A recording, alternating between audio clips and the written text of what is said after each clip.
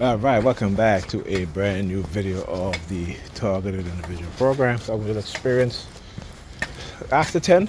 I had to just stay back a little bit just to make sure. Oh, the white guy again. They always do the white guy theme. They've been doing that for the past couple of days. All right? And so as I was saying, all right? Thank you. All right, so they always got to do the white guy theme or the white woman theme or the white guy theme. It's right here. Anyway, what was I saying? Yeah, so had to, leave a little bit late tonight because I wanted to make sure the kids are in bed and that Pam doesn't. She was supposed to do Alyssa's hair, and I had to tell her, I said, you're not doing her hair tonight. Okay, because again, it's going to be like last Sunday where she, as I said the word last, she had a New York Predator Department using their sirens. Last Sunday, doing twisting Ethan's hair till 1 o'clock in the morning. And every day this week, came home from school, after school, went straight to bed because he was tired. So I wanted to make sure that she didn't do the same thing again with Alyssa. So I made sure Alyssa was in bed sleeping, and that Ethan bathed, brushed his teeth, and is in bed, because I keep telling her, stop letting him bathe in the morning, because that way at least he don't have to worry about bathing in the morning. Because when he does that, he holds her up and he holds up his sister. But she doesn't listen.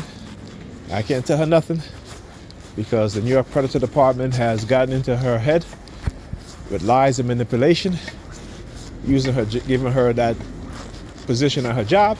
Not to say she doesn't deserve it. She's very smart. Okay, but we know how black women are used, particularly in the New York Predator Department over there, particularly in the job market. See the white woman theme again. You guys can see that. I'm showing you guys. Okay. And these white women are used to manipulate our women, okay, into destroying their relationships and their family. All right. I talked about it. You go listen to the episode of the Black Authority in New York Predator Department, all the way down there again. The lights, love using their lights. All right, color psychology, dark side color psychology. Right, dark NLP, right? Conditioning of your subconscious mind, right? Using anchors and triggers, colors, places, objects, people. So anyhow. So yeah, I was talking about the Black Authority, Jason Black. He did a call and he had this person in the chat talking about, I don't understand how black women would allow black men to tell them what to do, especially since they're making more money than black men. All lies, right? Using white women, right, to manipulate our women, and our women want to be so much Mrs. Cartwright, as Kendra would say from the Crimson Kill, that they are allowing themselves to be manipulated. And I said white people are very crafty at manipulation. And white women are not your friend, black women. See, while they're manipulating you to destroy your relationship and your family, they're going home to their husbands and their children. They're making sure that their children get to bed on time, that their children go to school on time in the morning, that their children are reading, that their children are studying. It's like I had to do this weekend with Alyssa and Ethan. So whenever it's my weekend, I make sure that they study. With my daughter, I make sure that she reads. With my son, I make sure that he reads and he studies. Okay? On the weekend I'm not there, they don't do any of those things. I'll call Pam and say, can you make sure that they read and study? And, non-existent. She'd rather be in her room on the phone or out on a date. Right? Leaving the kids at home for hours and hours. Okay? Like I came in there today at around 2 o'clock and she just had woken up Alyssa. And I'm like, why are you letting her sleep till 2 p.m. in the afternoon? And she has school in the morning. So, I mean, I keep telling her, you need to stop doing that, okay? Because what she has been displaying over the past few years is more avoidant personality disorder towards her children. I can say avoidance towards her children. She's done it in the past. She's always done it, right? Except for when they were very young. She was getting all the attention. She loved that. But they're older, and now she got to, be the parent that they need her to be, and she refused to do it. Okay? And mind you, like I said, she told me that she didn't want to be the rich anymore because she wanted to date her ex. And I tell her, I said, Pat, you go ahead. It's fine. It's fine. But I was still here because of my kids. And they'll try to run narrative about how I'm jealous or whatever. I'm like, yeah, please with that bullshit. Okay, I used to watch the kids while this woman go out on her dates. Dinner dates, whatever, job, what have you. And the reason why I stopped, because she took advantage.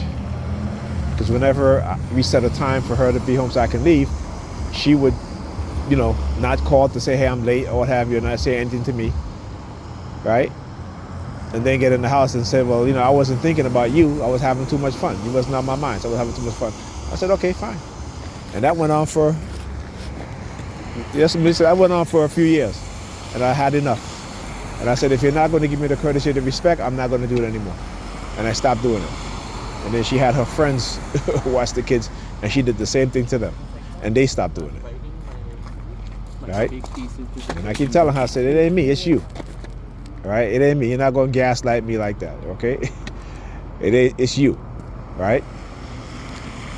So anyhow, so she was like, oh, I'm jealous. I'm like, how could I be jealous, Pamela? Right? I was watching the kids while you go out. So what are you talking about? I'm jealous. Because I refuse to let you continue to disrespect me. So they'll always try to play this jealous thing or what have you, or such and such. But that's the narrative, is to always try to cast me in a negative light. Right? And because, again, for us as black people, we rather turn on each other by these white racists, even the Sambos on the police force. Right? But you see, I know the truth, so they can't pull that shit on me anymore. Okay? Right? Then she's like, oh, what you're doing is verbal abuse. I say, why? What am I doing as verbal abuse?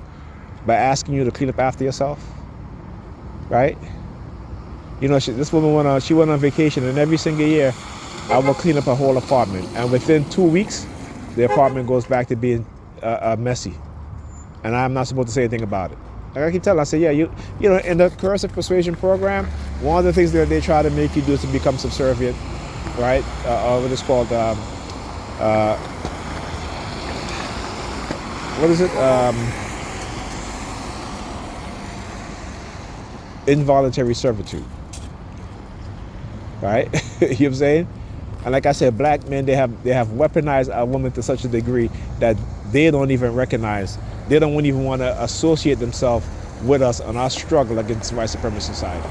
They don't. They're more concerned about going out having fun. They're more concerned about sleeping with other women's men, right? Because they think that they got the better coochie and they can take that man away from his woman. Right? This is their mindset. Right? And I keep telling you, they would,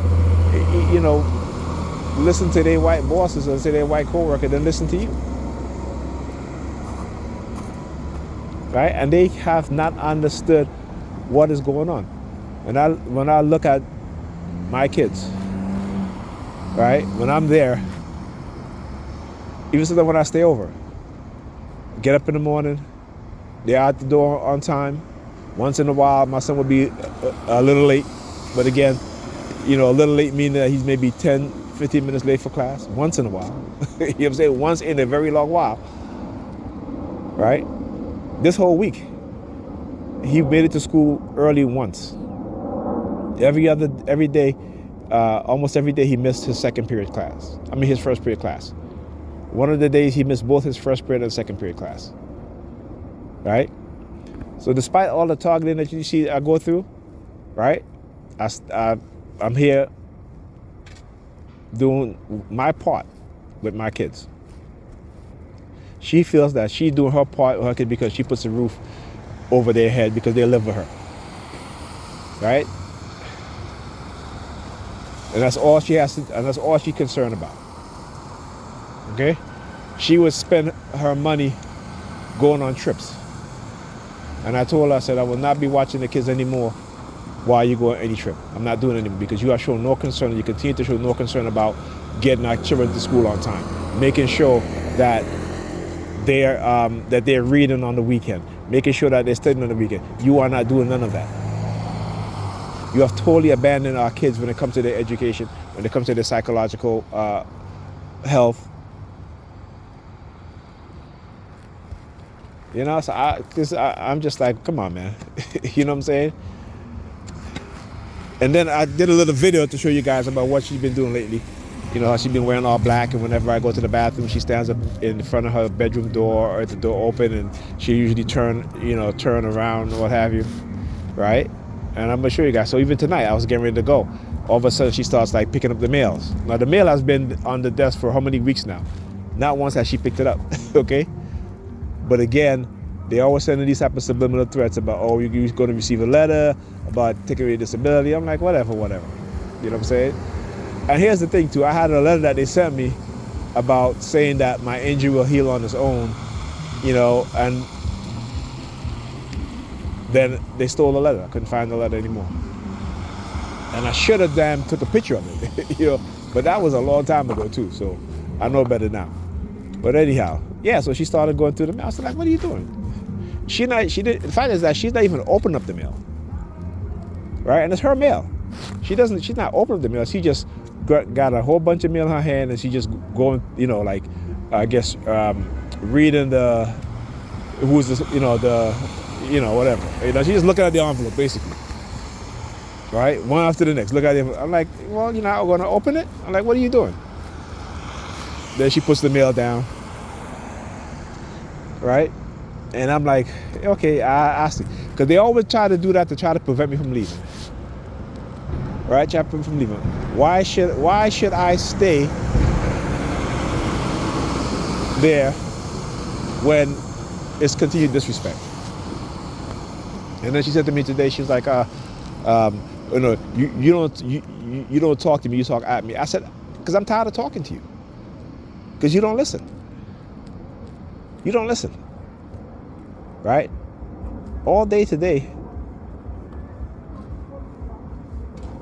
what has she been doing?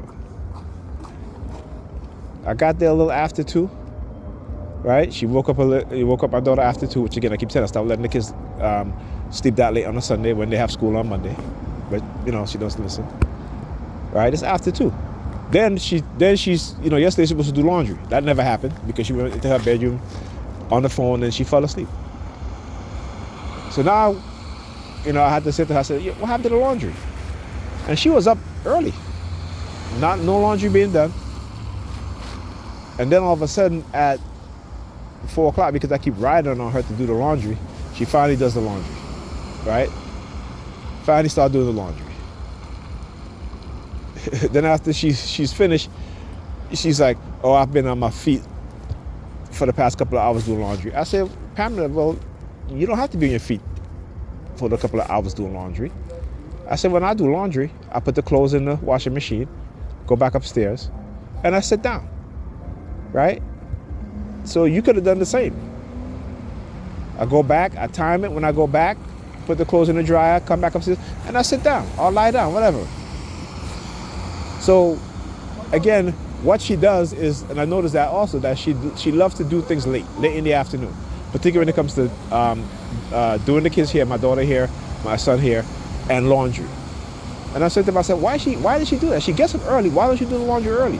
I mean, that's what I do. I do the laundry early. That way, I don't have to do it, you know, in the afternoon, right? Because I'd rather do things early than late, you know. So, you know, I said to her, I said, listen, you know, I know how your mind works, okay? The fact is that you want me to accept the way that your mind works, and I have, but that doesn't mean that I can't say anything. That doesn't mean that, you know, like for example, you know, When I got there, there was a wet hand rag on the floor in front of the fridge. So I said to her, why is this doing there? Oh, something spilled in the fridge. Something is spilling in the fridge. I said to her, okay, so you took a towel, right, to wipe up the liquid that was on the floor, but you never opened the fridge to try to find what was spilling, what was leaking in the fridge. You know what I'm saying? So like I tell her, I said, this is how your mind works. This is how your mind works. You'll do laundry and you'll leave the laundry detergent on the counter instead of putting it away. Right? You'll take, you'll make whatever you're making, and you'll leave the ingredients, the rest of the ingredients, right on the counter or on the stove. You'll cook, you'll make a mess, and don't clean up. Right? And I said, so I know how your mind works, and a lot of things I don't even say to you, but I will say certain things because it's important for me to say it to you, because you need to understand that. Listen, you can't do this. Like you cannot leave knives at the edge of the counter when you have children, right? You cannot do that. And again, no matter what I say, she don't listen. I mean, look, both kids when they were younger. My daughter, I kept telling her, I said, Pamela, stop leaving the packs of soap on the floor, open. Okay, at the time Melissa was like maybe 3 or something like that. And well, actually, let's go to Ethan, who's older. Ethan used to run in the hallway in the foyer. I said to her all the time, I said, Pamela, can you close back the closet door when you go in the closet? Please close it back, because Ethan runs in the hallway. Don't listen what happened. Ethan ran in the hallway. She left the door open, hit his head on the doorknob. Had to take him to the emergency room. He had such a big knot on his head. Had to take him to the emergency room. Daughter Alyssa, keep telling her, stop leaving the detergent packs, the bottle open on the floor, because Alyssa's going to get into it. Didn't listen. What happened? She ended up eating one of the damn packs. Had to take her to the emergency room. Right? So again, it's like the woman don't listen, and she wants to do what she wants to do. I mean, like I said, the white supremacists on the police force, they're manipulating black women. Right? They're using coercive persuasion programming, right, which is under the ban of cognitive warfare and neurocognitive warfare. All right, like I said, how many of us have their microchip that we don't even know? Yeah? How many of us have their microchip? I was fortunate enough to realize what was going on, because very few people understand. Go to psychologicalharassment.com. Go read up about coercive persuasion program, and it tells you very few people become awakened to the hidden psychological manipulation. Very few people. Right? The white supremacists have embedded their ideology and their mind in the minds of our people, and particularly our women. And every generation of black children, their mindset is degrading. It gets worse and worse. And we're like, I don't know what's going on with these kids. I'm telling you what's going on. Right? I'm telling you what's going on. The use of technology. Go read up about cognitive warfare, neurocognitive warfare. Go read up about silent sound, pulse modulated radio microwave frequency, right? To embed subliminal messages in your mind, using your own inner voice, in your subconscious and your subconscious. And because, like I said, because we don't know, because we rather believe, is the reason why they continue to manipulate us over and over again. We have no understanding of what's going on. Right? So, again, just to let you guys understand what's going on. Our women have been weaponized against our children. You don't believe me? Go look at the reality. Right? Go look at the reality. Okay? Children raised in household headed by mother only have the worst outcomes. And this is nothing new. I'm not saying this is new. This has been around. But we don't want to listen, particularly our women. Our women, they have kids because they they want to be loved, so they have children. Right? But the majority of that love only extends to when our children are younger. Our men too.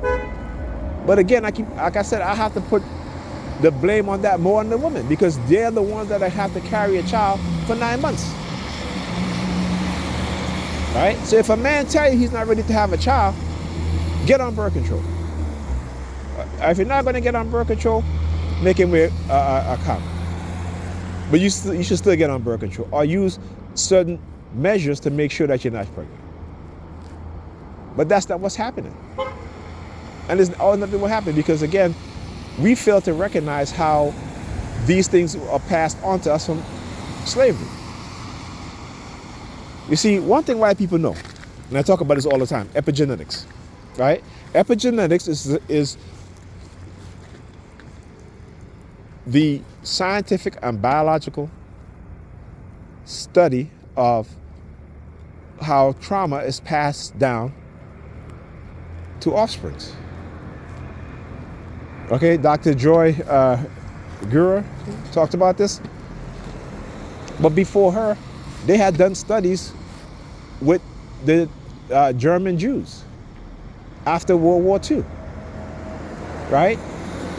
So like I said, they know, because what happened after World War II, the survivors of the concentration camps, when they had children, right, their children became adapted to what?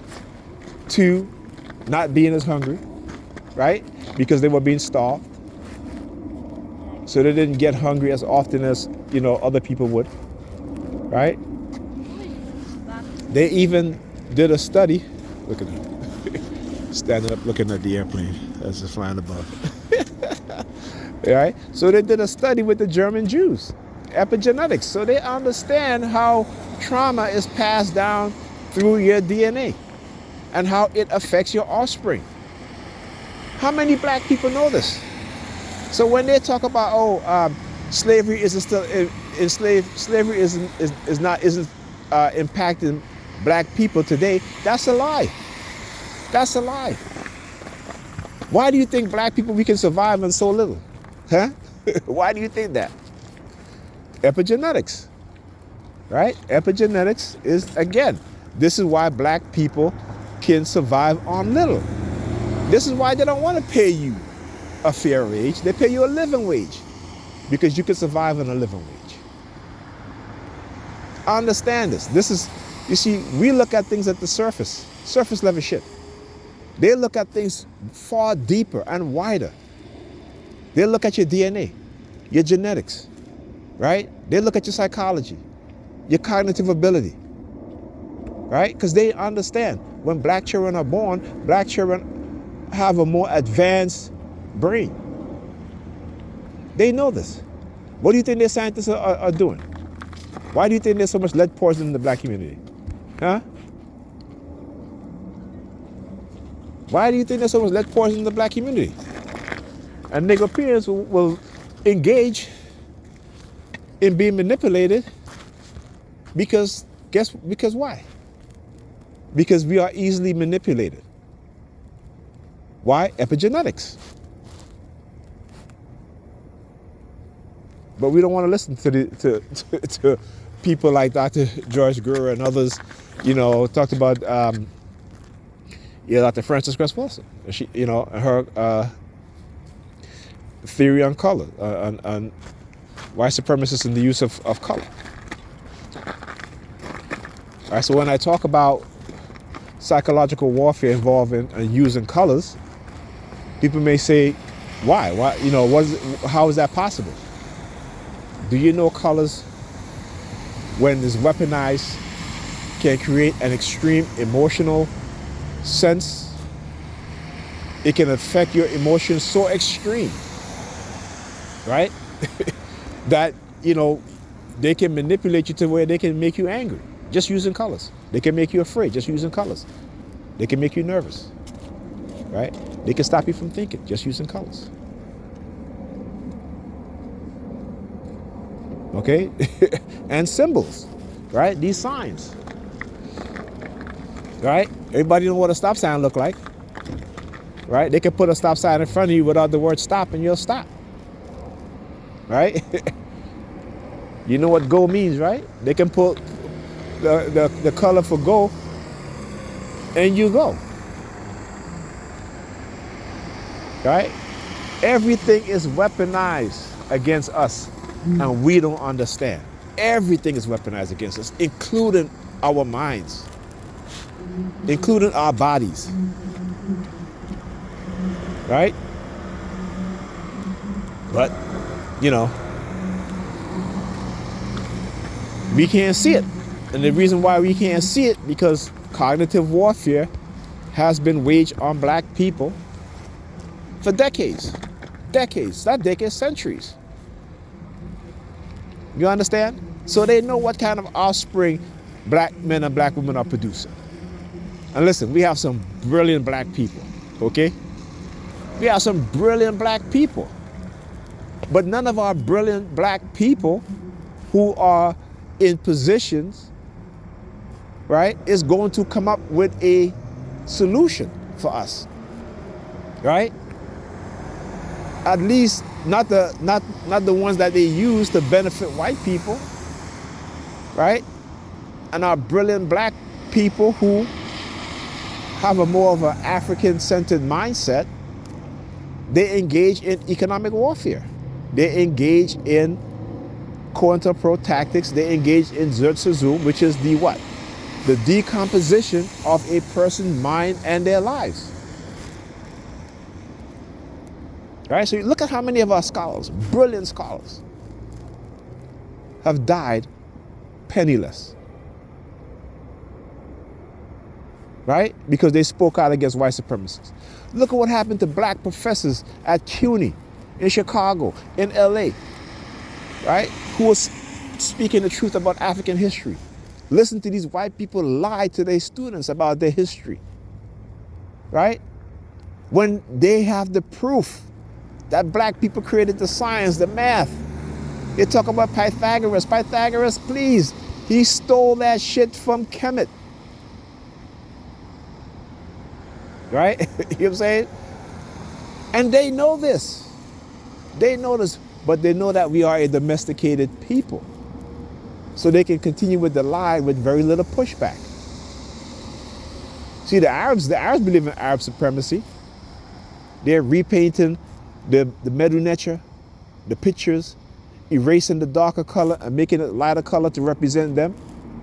When their own history tells them that they're not those people who built Kemet. But because, again, as Dr. John Henry Clarke says, black people have no friends. Right? But because we want other people to like us or love us, right, we are willing to, I shouldn't say we are willing, but we are conditioned in such a way that we seek their approval. Even if it means that even though we know the truth, right, we still believe in the lie. And I'm going to give you an example, right? When you ask black people, what is the description of Jesus in the Bible? But yet they'll still have a picture of a white Jesus, long hair, long straight hair, blue eyes, okay, on their wall. Right? Even white people, when you ask them, what is the description of Jesus in the Bible? Right? But then they'll still turn around and tell you that Jesus can't be black, he's white, or he's Middle Eastern. But what is Middle Eastern?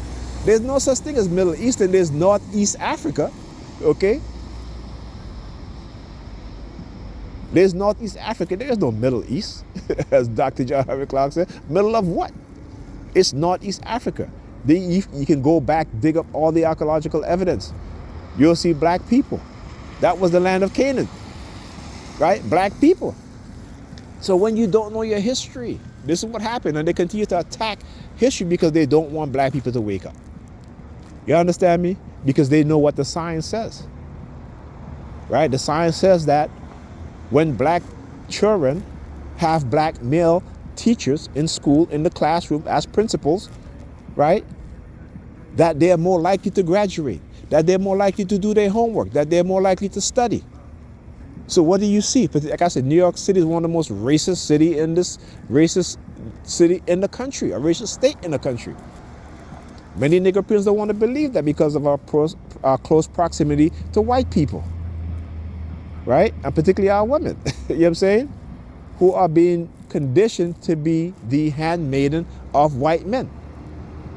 And they will gladly let white men fetishize them, right? Because why? So they can go tell their friend they dating a white guy, he's treating them so nice, but it doesn't last.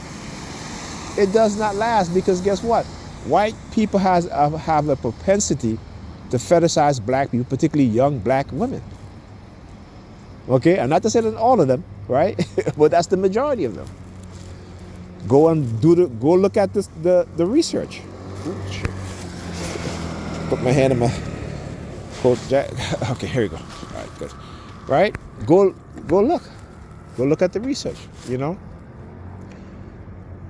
they'll have you believe in lies